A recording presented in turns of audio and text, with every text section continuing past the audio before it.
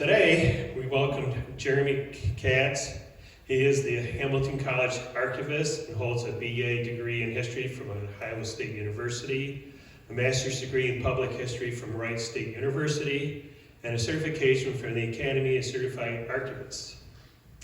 Prior to joining the Special Collections and Archives staff at Hamilton College in 2021, he served as Senior Director of Archives at the William Bremen Jewish Heritage Museum in Atlanta, where he worked to grow, preserve, and democratize access to archival collections. So without further ado, I welcome Jeremy.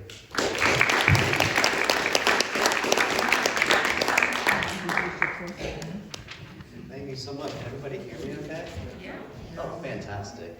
It's my absolute pleasure to be here today. Thank you so much to the Clinton Historical Society and WKTV for picking this up. It must have been a slow news day, but thank you for running it. I'm glad that you all remember to set your clocks forward and got here at the beginning of the program rather than the end. When I first came to Hamilton College in the fall of 2021, I immediately saw the significance of Kirkland College's history. First and foremost being,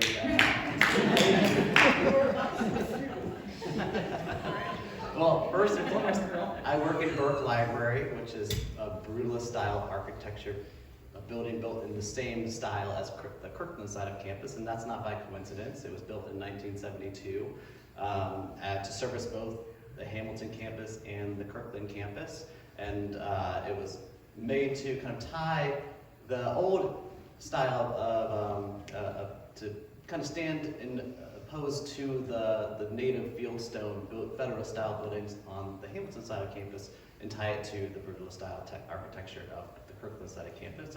Every day when I walk into work, I would notice that. And of course the whole Kirkland side of campus that still exists today. And also, secondly, I would say the amount of research requests that I was getting from faculty, students, staff, outside researchers. That's one of the ways that archivists gauge when they should, prioritize a collection for really doing, best practices, industry standards to boost the discoverability and access to a collection, and also decrease any preservation concerns. So just a quick little overview of what I'll be talking about today. Really the first probably half to 2/3, I'll be talking about the history of Kirkland College and kind of illustrating it with materials from the Kirkland College records. And then probably the last third, I'll be talking about actually processing the Kirkland College records, creating the finding aid and publishing it online, some of the best practices, arrangement and description that we implemented to the collection to make it more discoverable, publishing the finding aid online, and ways that you can access that finding aid. So let's go ahead and jump right in. So, in order to understand Kirkland College's history, we have to turn this room into a time machine and go back to the beginning of the Cold War. That is when World War II brought the United States out of the Great Depression into an era of tremendous prosperity, and also heightened tensions with the fall of the Iron Curtain, the space race. The United States was falling behind the Soviet Union, and there were generous subsidies as a result from both public and private funders going towards higher education. So I know that's something we missed today. I wish there was more of that going on. But this really led to a significant amount of funding for bricks and mortar, student scholarships, and support for faculty research. And Hamilton College was no exception to that. In 1962, the Ford Foundation awarded Hamilton College a $2 million grant. And not only that, it was a matching grant, so Hamilton College had to really scramble. This is one of the things that led to robust development departments in institutions of higher education. These foundations would give these grants and make it a matching challenge.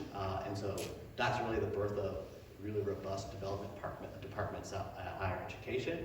And the same is true for Hamilton. So they created a committee to go out and fundraise And part of the stipulation of the grant was they had to create a long-term, long-range planning committee, which was a really unknown thing to Hamilton College at the time and a lot of other similar institutions. So the trustees established this ad hoc long-range planning committee, and they chose Dick Cooper to chair it. And after much deliberation, they came to the conclusion that the way Hamilton College should invest in the future is to develop a cluster system, a cluster plan. This really spoke to both the traditionalists and the reformers. The traditionalists didn't want to change Hamilton College. They didn't want to increase the student body. They didn't want to make it co-ed. They wanted to maintain what Hamilton was at that instance. And so the idea was to develop other colleges in close proximity that they could coordinate. And so you could still maintain that integrity of Hamilton while still going out and expanding and developing the Hill into the future. And I thought that this quote was pretty unique. This is from Walter Beinecke, who was chairman of the Board of Trustees Planning Committee. And this is from 1965. This is right after they announced that they were going to create a coordinate college on the Hill. This comes from the Alumni Magazine at the time. Hamilton is a collection of many assets: skilled administration, superior teaching faculty, devoted and enthusiastic alumni and friends, a substantial amount of acreage, bricks, mortar, and some endowment. And we realized that these things could be used to help play the part of a leader in meeting some of today's educational problems, while at the same time we could still protect the integrity of the Hamilton undergraduate experience by isolating it in its approximately its present size. When we recognized that the institution could play a separate part, we quickly came to the awareness of the so-called coordinate college program. They were modeling after Claremont colleges in California, was kind of their model to follow.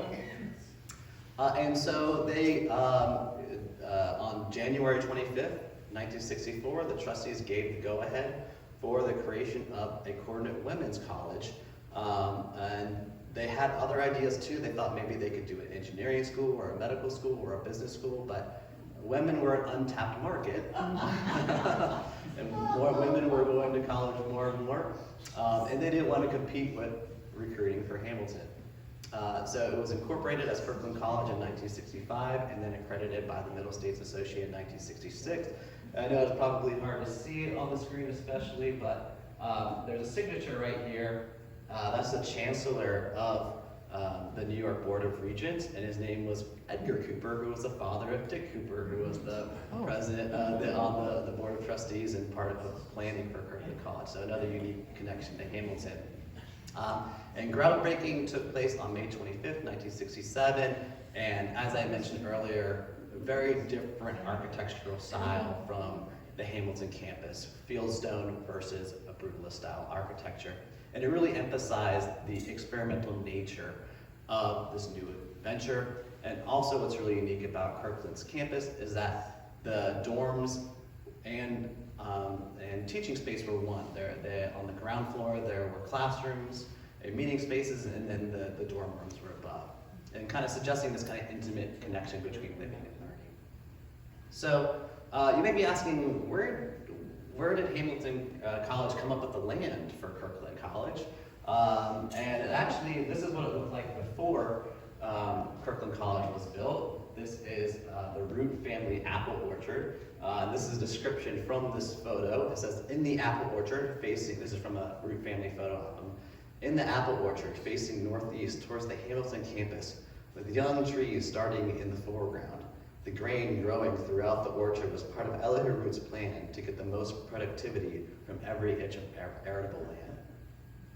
And here is the actual blueprint of the land.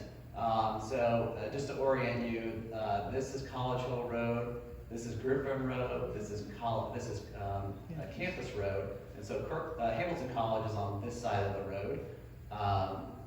this is the plot of land. It's 33 acres. And on the right-hand side, I listed the kind of the land grant, how it passed from generation to generation, and eventually wound up as property of Hamilton College.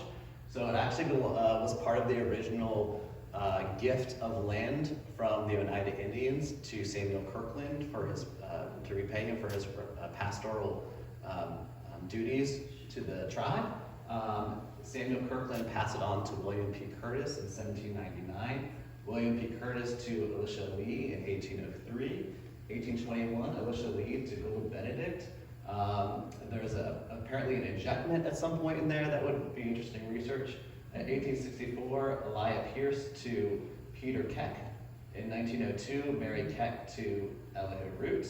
And then in 1962, Elihu Root willed the land to Hamilton College through his daughter-in-law, Grace Coswell. And so this land, 33 acres of land, is where Kirkland College came to exist. And just to give you this is the same orientation, so this is west, east, north, south.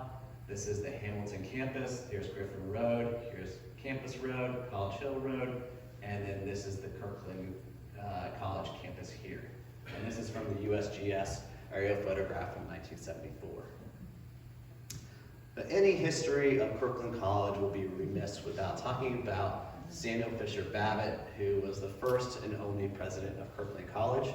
Sam Babbitt was born on February 22nd, 1929 in New Haven, Connecticut. He went to school in his hometown at Yale, where he got a BA degree in 1953, an MA degree in 1957, and a PhD in 1965. He also served in the infantry during the Korean War. That broke up some of his time at Yale. He was awarded the Silver Star for his duty. And in his early career, he served as Dean of Men at Vanderbilt University in 1957 and 1961. He was the college and university liaison with the Peace Corps Office of Public Affairs in Washington, D.C. from 1961 to 1962. He was assistant dean at the Yale Graduate School from 1962 to 1966. And then he was hired as president of Kirkland College in 1966, which he then served until 1978. And after Kirkland, he worked at the Memorial Sloan Kettering Cancer Center and for Brown University as their senior vice president for development.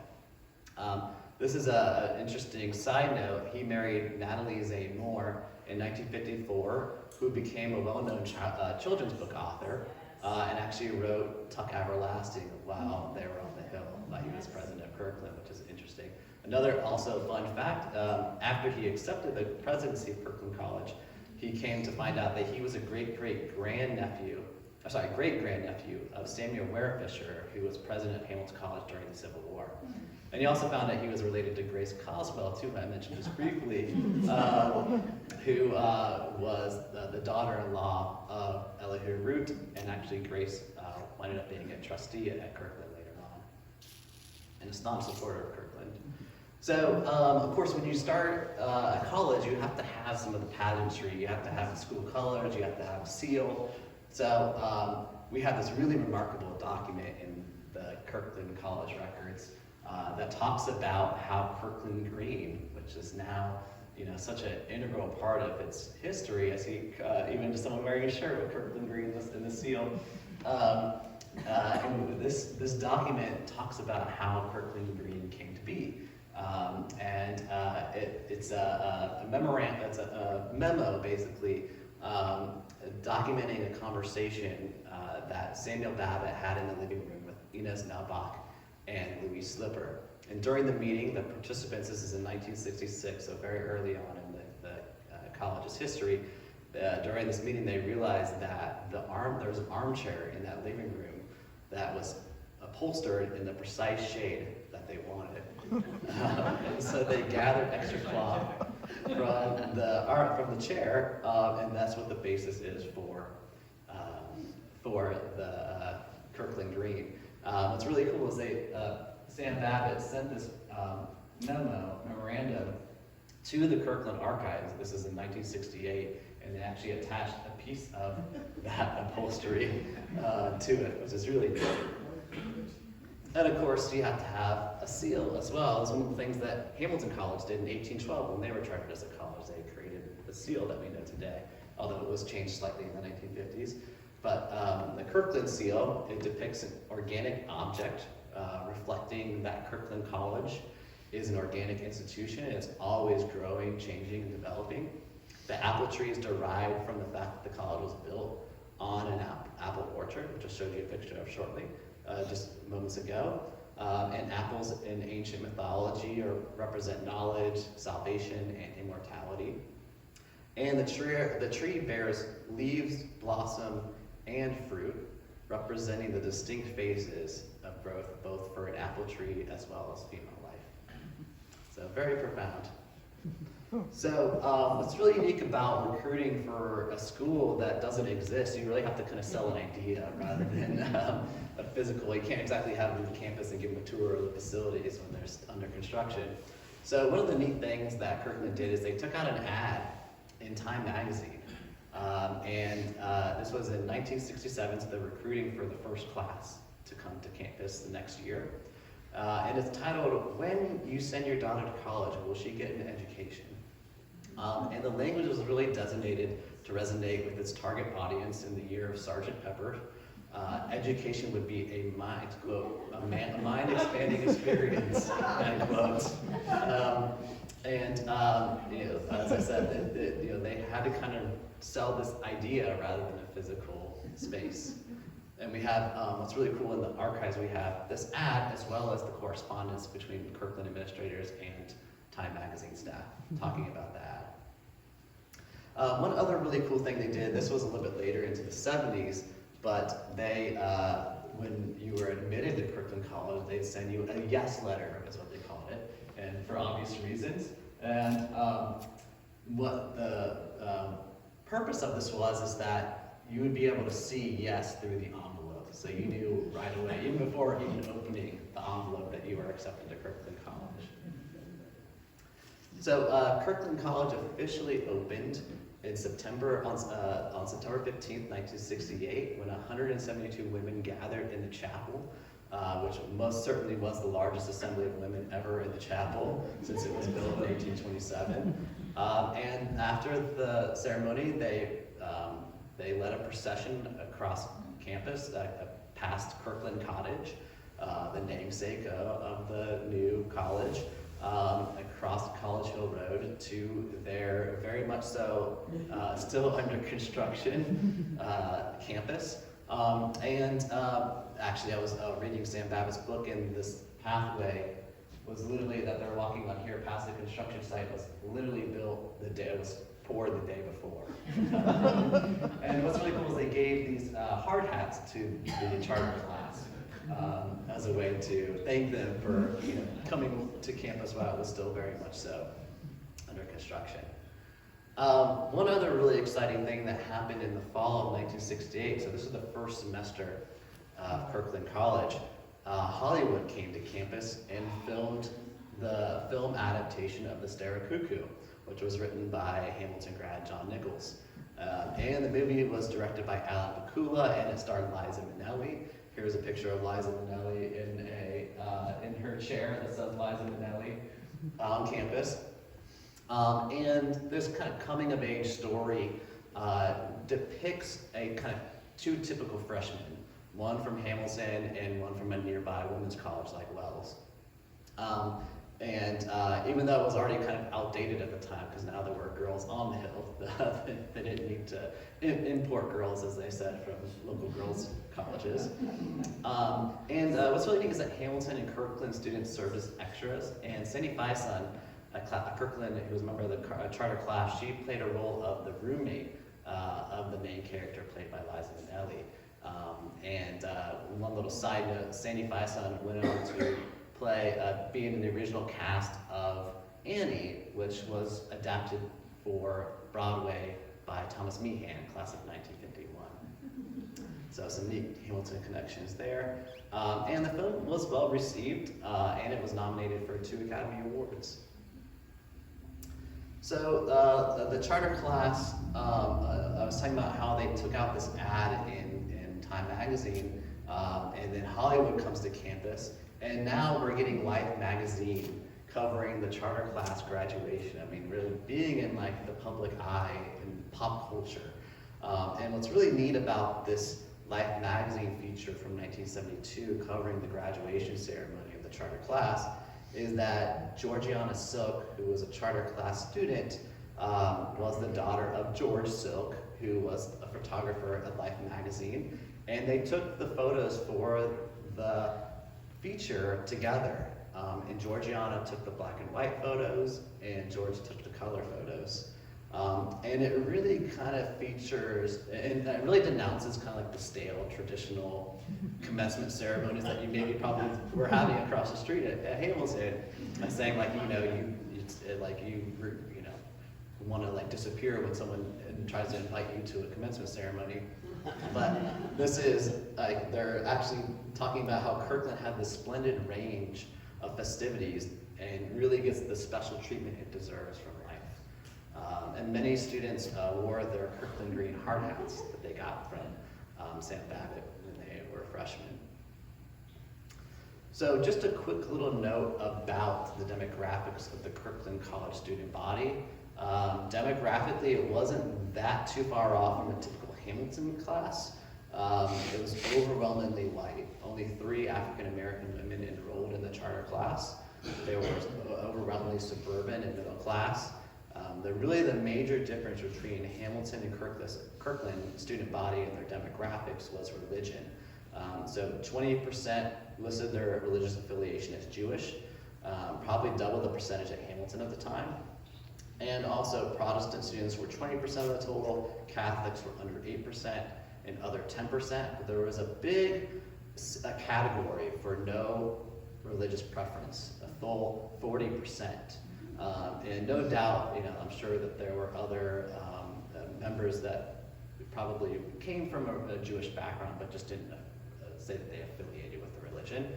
And this led to some tension between Hamilton and Kirkland, and it's documented in Sam Babbitt's book. He notes a few instances of anti-Semitism that led to some frosty relationships between Hamilton higher-ups and Kirkland higher-ups.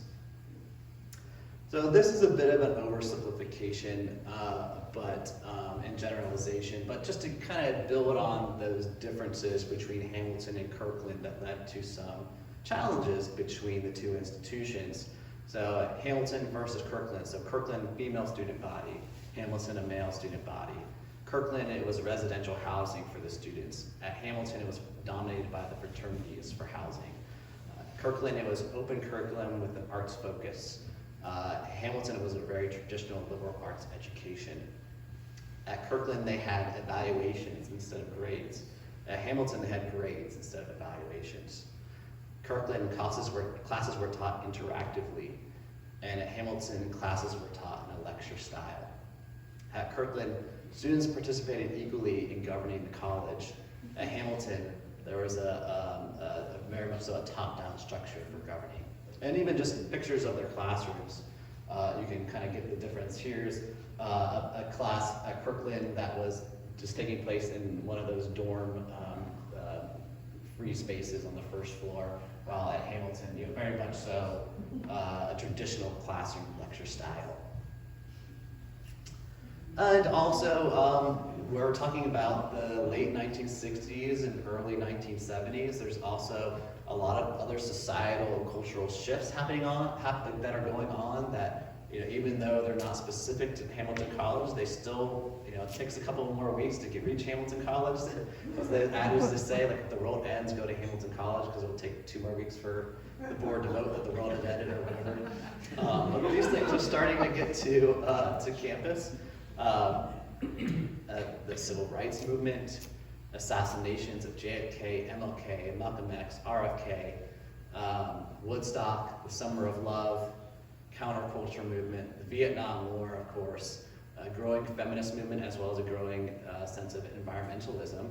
And I included a couple of pictures here of Hamilton and Kirkland students protesting together. The one on the left is at the chapel, And this one here is on the Clinton Village Green. And that was in protest to the Vietnam War, as well as the Kent State shootings and the invasion of Cambodia. So the tide started to turn for Kirkland, especially after the economic downturn of the early to mid 1970s. There was this idea going when Kirkland was first, was a twinkle in someone's eye, and became this idea that there were going to be multiple coordinate colleges on College Hill.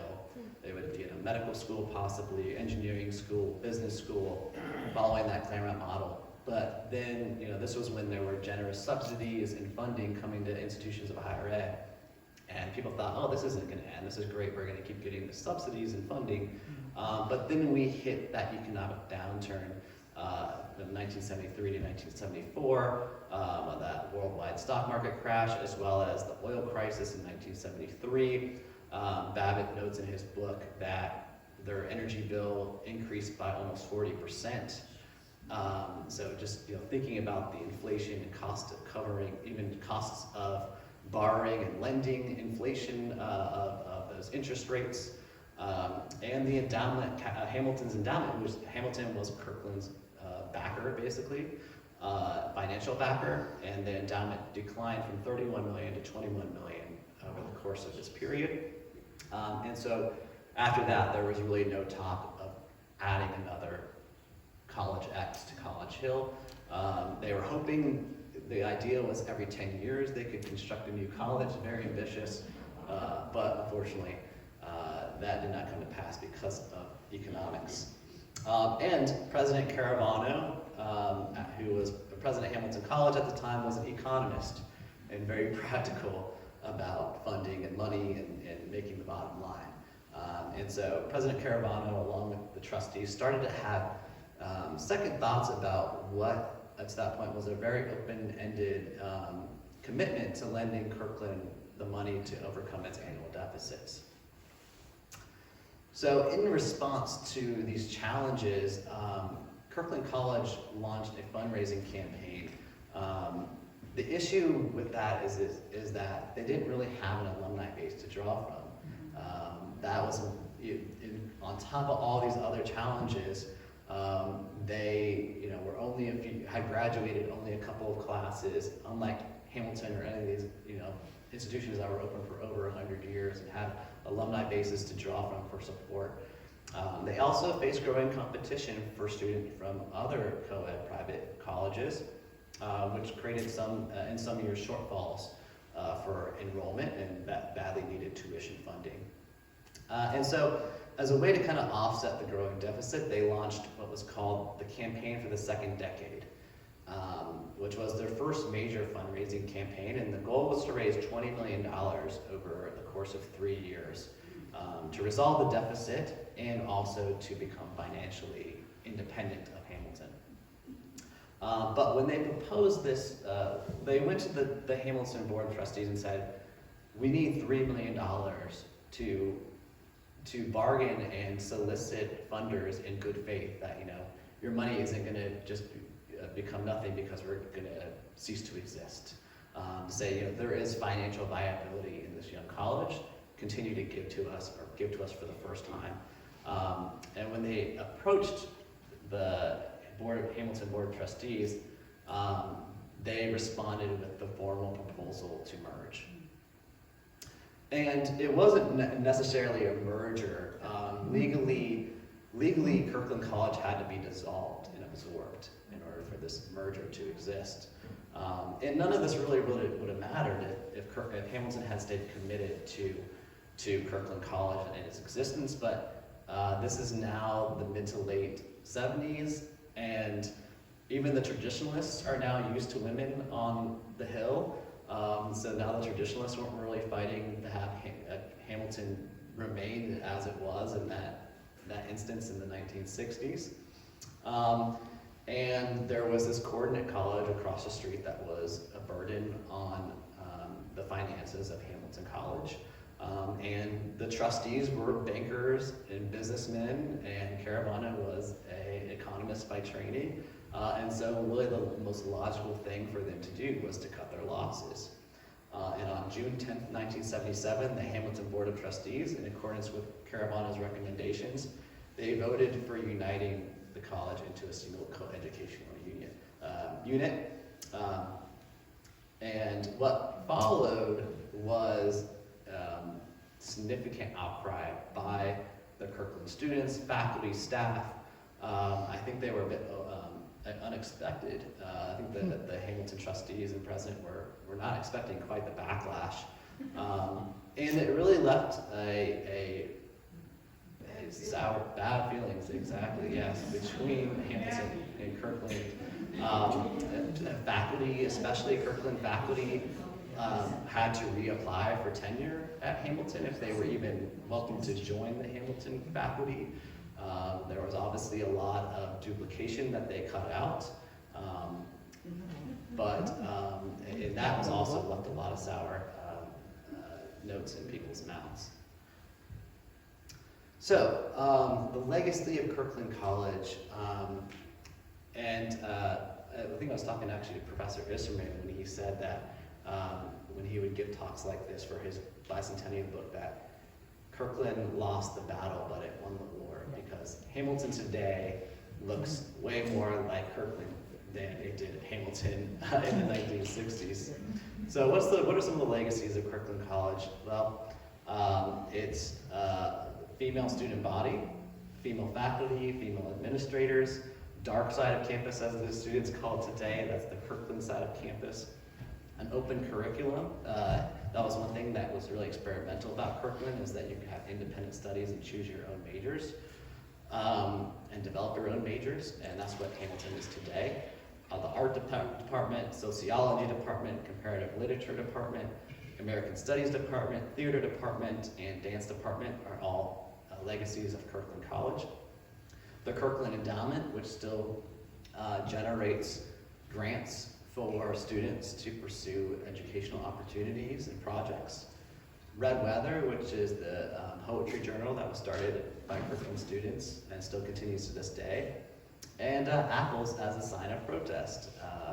As you know, we talked about the apple tree as their logo, and students still today place apples on chairs at commencement.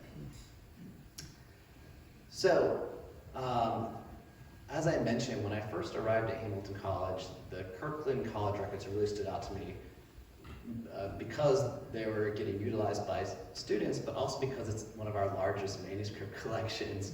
I think it actually is the largest manuscript collection. It's over 120 linear feet.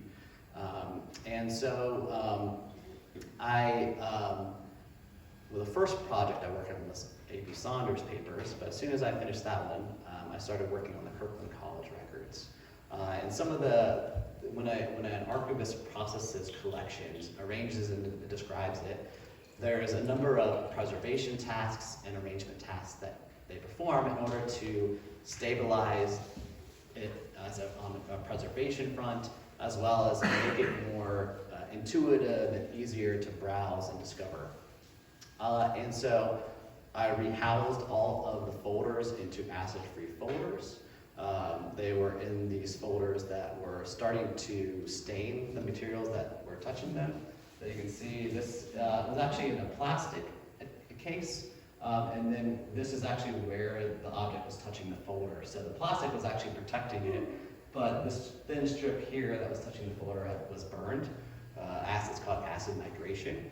And so we rehoused all the folders into acid-free folders, and removed any of the plastic enclosures. The plastic enclosures were basically crumbling at this point.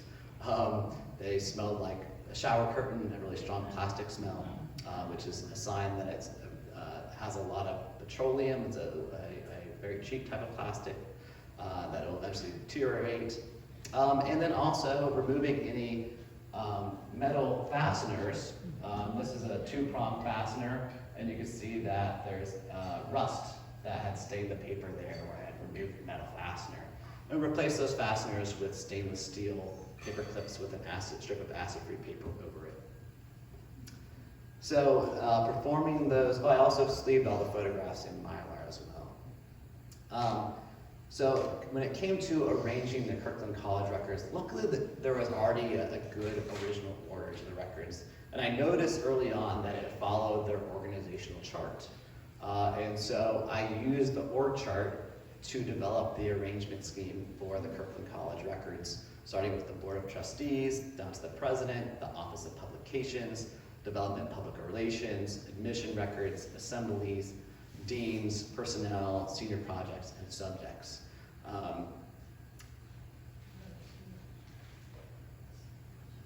So here are some highlights from the Kirkland College records, and I have to say that they knew what they were doing was historic because they did a great job of saving multiple copies of everything. They were even drafts. They were really, really conscious of saving their history. I think they knew what they were doing was historic. So we have a complete collection of the trustees' meeting minutes, as well as also subcommittees as well. A complete collection of their press releases. Hamilton College doesn't even have a complete collection of their press releases. Publications. Jesse Zellner, who was the director of the publications office, he was very, very with it. And he saved all the drafts of publications, as well as final copies of publications. They really capture the essence of Kirkland College. And this is a picture of the boxes on the shelves. It ended up being 132 boxes. Now in acid-free boxes and folders and inventory. I'll show you where you can see the inventory in a moment. We also have some really cool textiles and artifacts. I mentioned earlier the 1972 Life magazine feature of the commencement ceremony. This was a picture from George Silk would take. He took the color photograph. So George Silk, the father of Georgiana Silk, took this photograph. This is Sam Babbitt, and he's leading a horse that's dressed as a unicorn, and he's wearing this technicolored robe that the students made him with this apple cord, I guess for lack of a better word, with an apple, a serpent with the apple in its mouth. And we have this textile in the collection. So some really neat three-dimensional objects as well. And we've also put a lot of effort into digitizing the Kirkland College records, especially their core publications. So we've digitized all of their course catalogs, all of their funny books, as they were called, or Facebooks, all of their commencement programs, all their yearbooks. We also digitized Particulars, which was a supplement to their course catalog. It was created by Jesse Zellner. And Sam Babbitt says that Particulars really captures the essence and history of Kirkland College. So that was one of our top things that we digitized. We've also digitized some of the audio files as well, including all of the commencement ceremonies, all the audio recordings of the commencement ceremonies. So I provided on this page citations to the Kirkland College records. We've also a student of mine processed Sam Babbitt's papers. Those also contain a wealth of information. A lot of it he used to write his book, Limited Engagement. A link to the photograph collection, which houses the photographs for Kirkland College's records, as well as a citation here from Morris Isterman's book on the bicentennial history of Hamilton College, as well as Sam Babbitt's book, Limited Engagement. And I put a QR code here for anybody who wants to download the slides. You can scan it with your camera on your phone, and it will take you to the slides where you can then see, if you had trouble seeing an image on the screen, or you wanted to click on any of those citations, you'd be more than welcome to. I would show you the finding aid, but I don't know if the screen will really show you. It's made for a computer screen. If you look it on your phone, it's a little bit easier. If you Google Kirkland College records, it's the first hit in Google. That's.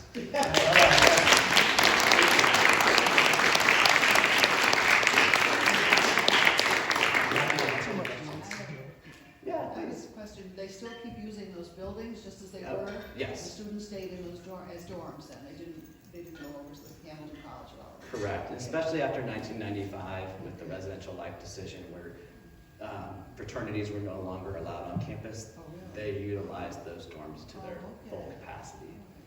Mhm. Interesting, Yeah, and as I mentioned, dark side. The students refer to that side of campus as dark side, and the old Stryker campus, Hamilton campus, as the light side because of the architectural differences.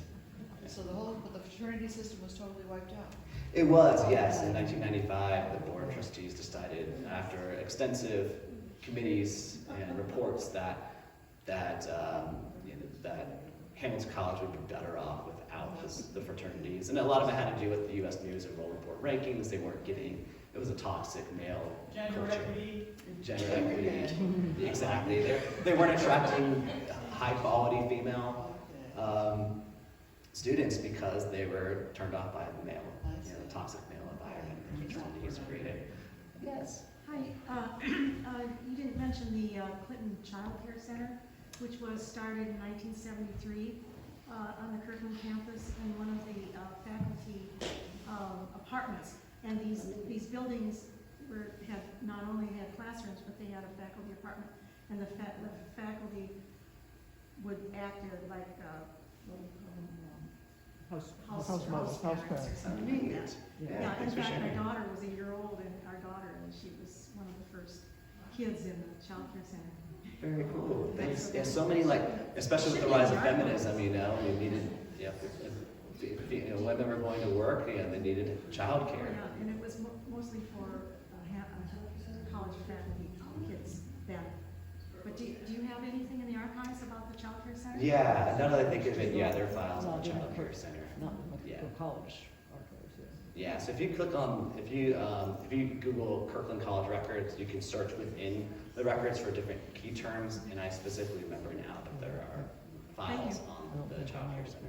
Thank you for bringing that up. Yes. On the legacy slide, that whole campus is a legacy to Kirkland College, the buildings themselves. And so I would add that famous architecture to this list. The other one is the living legacy of Kirkland College. Oh. The faculty and alumni of Kirkland and the staff, some of whom were in this room.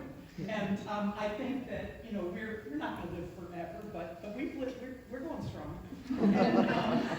And so I would say, Kirkland College is very much alive among alumni, and we have very strong reunions, and we're a tight-knit group. It took a while. Thank you so much for that, Jennifer. It took a long It took a time. while to get there. I just want to say Yeah. that. Raise your hand if you went to Kirkland or were Amazing. well, great. Yes, We were, thank you for that. Last class admitted to Kirkland, and when we were there, I guess we were sophomores, one day you went to the school bookstore and there was Kirkland and Hamilton books and notebooks and pens and everything, and the next day, everything in Kirkland was gone. So the graceful departure was not graceful. And we were there, she was there, and they backpedaled big time about 5 years later, wanting Jeremy Potter Hayes and Sue Scarrett, and all these wonderful people who graduated way before we got there, or not way, but just a little bit. Sorry. In the end of it, and we were upset, we wore green armbands and didn't wear khaki gowns at graduation, and this is in 1881, 80, 70, anyway, it was It's still an issue. it was 50 years later. No, thank you for that. On a different version of this presentation, I did list the alumni, just over 1,000 Kirkland alums who passed through Kirkland College. So thank you for adding Our that. names are on the wall. And I will say, one of my student workers I was talking about, I was giving this presentation, and they said that they see more people wearing Kirkland College than Hamilton College. Well, maybe at least on dark side, she said. Dark side, she But they said. sell it in the bookstore. Yeah, and they sell it in the bookstore. It's possible to take anything over for a profit. So I would like to add strawberries and champagne, Strawberries and champagne? which was started as a resistance action by Bill Hoffa, who was not given tenure at Hamilton College, at his home, and there was just strawberries and champagne. And now it's a sign in the graduation festivities, And we fortunately don't have to pay for the champagne anymore ourselves. But, so that's important, and that is big for the kids. Yeah. Huge benefits. And the other thing I'd like to challenge, and maybe with Morris here, I don't know, and I've said this all the time, as if I knew, that they made a bundle. This money that they got to start a women's college that was innovative in pedagogy, what a cash cow. They got it for a song. They would not raise money. You think Hamilton College in those days would have gotten money for their conservative vision? No. So I would love you to do some research. Thank you. Yeah, I think that that's one of the reasons why I wanted to process the Kirkland College records and publish the finding it online, so that so many of these research topics can now Oh, be yes, that's thoroughly what explored. yes. Exactly. I can only do so much, I get pulled. I wish I had time for research.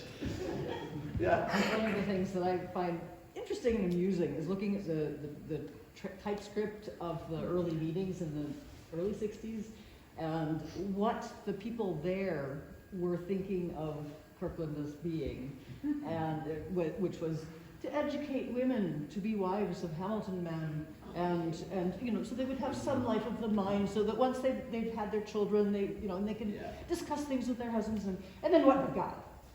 Yeah. Which was different. Very different. Yeah, and a lot had changed between, the initial meetings in the early 60s Yeah. and late 60s when it actually opened its doors. Yeah, yeah. But yeah, even like Bob McEwen, who was president of Hamilton when all this, the Mhm.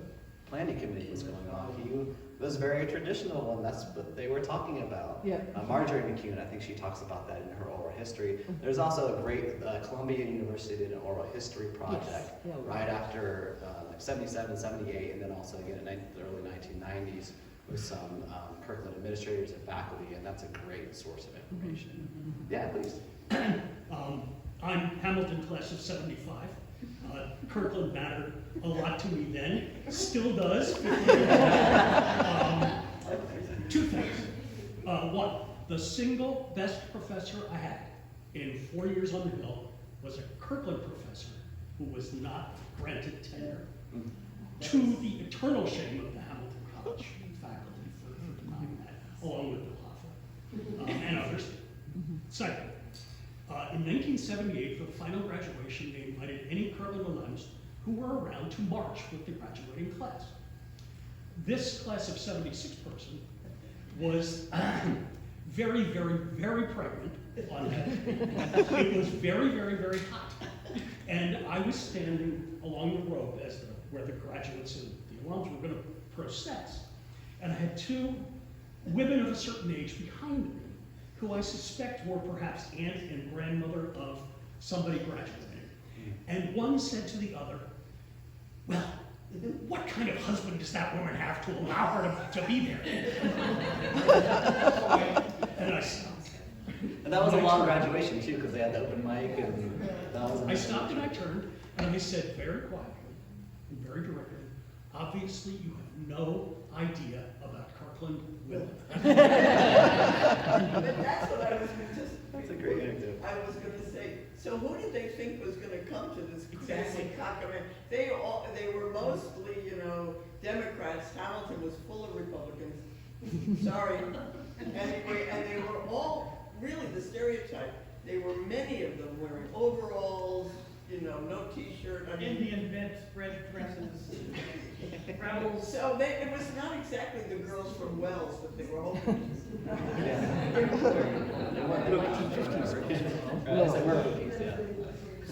Well, speaking to that legacy, and I did tell Kirkland women, I gave a response that they won, but I didn't mean just in the long term, because they won immediately, because you referred to the idea that Hamilton would stand apart and preserve the tradition of Hamilton by having a separate women's college. And boy, was that an illustration of the law of unintended consequences, because the first thing that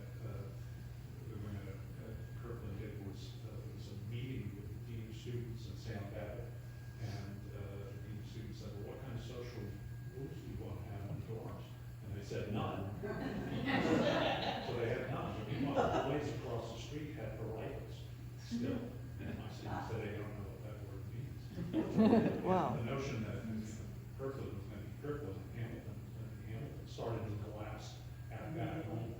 So the Kirkland legacy dates back to the fall of '68. Thanks for sharing that, Professor Simon. Well, Yeah, the I was no reading- rules didn't Sorry, go last, ahead. the no rules didn't last more than a few weeks, right? Yeah, I was gonna say. Yeah, then they came to The Babbitt and Gestalt said, first. okay, we need rules. Yeah, I was reading President Babbitt's book Yeah. recently, and yeah, he talks about that in the very beginning, that it was upheaval.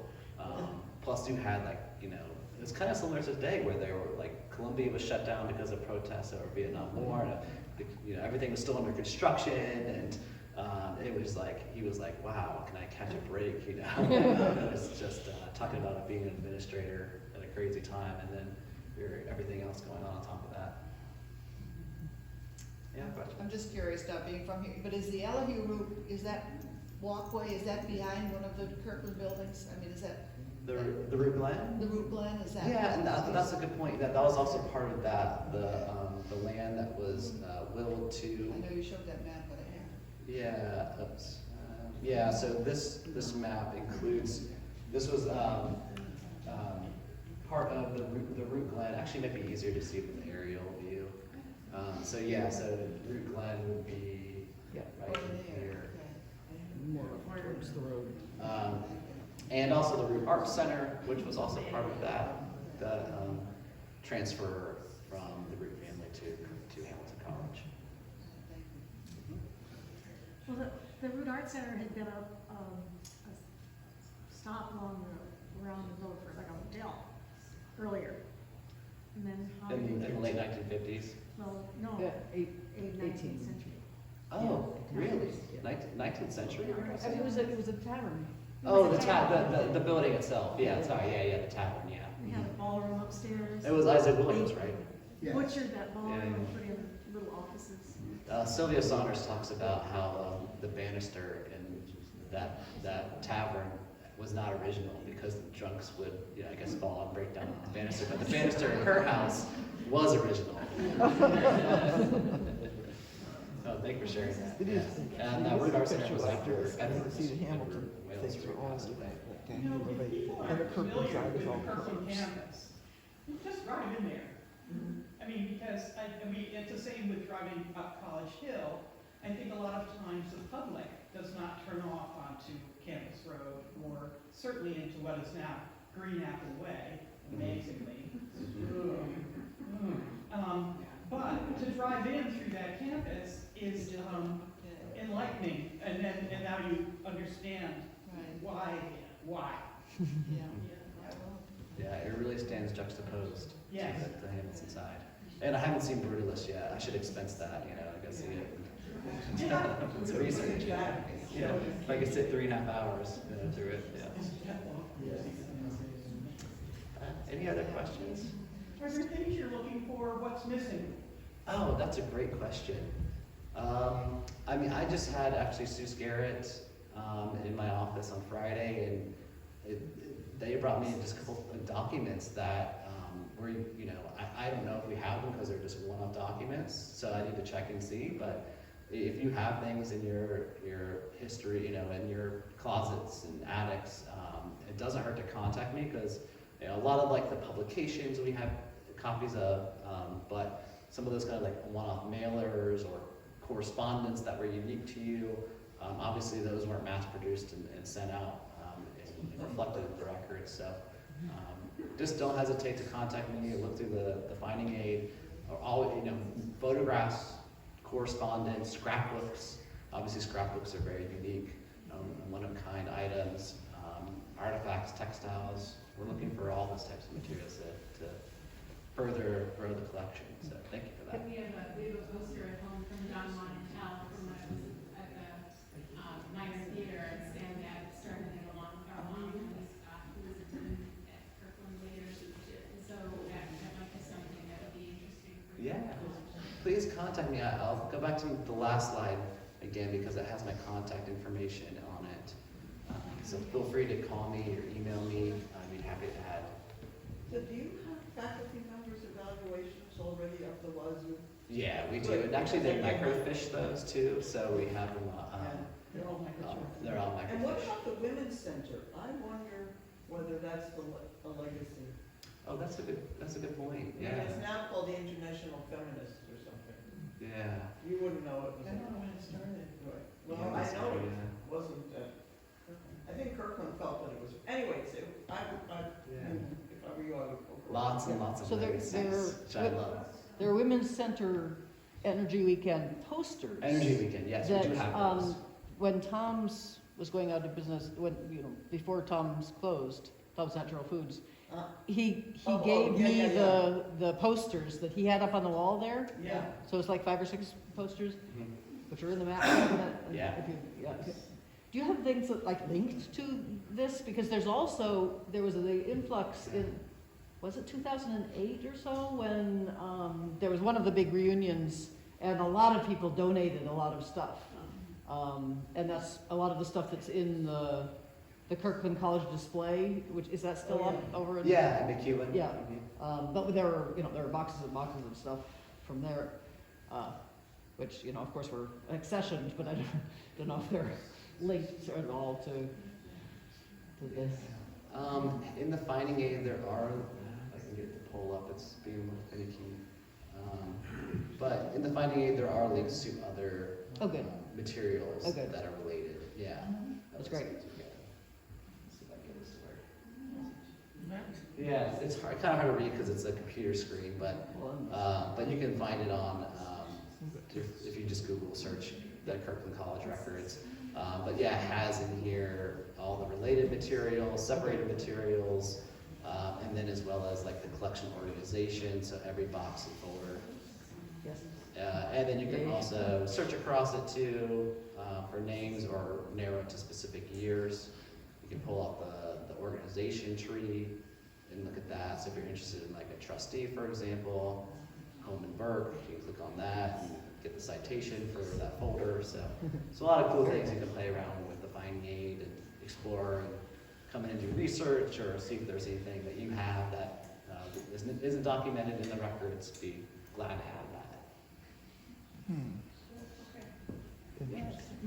Thank you.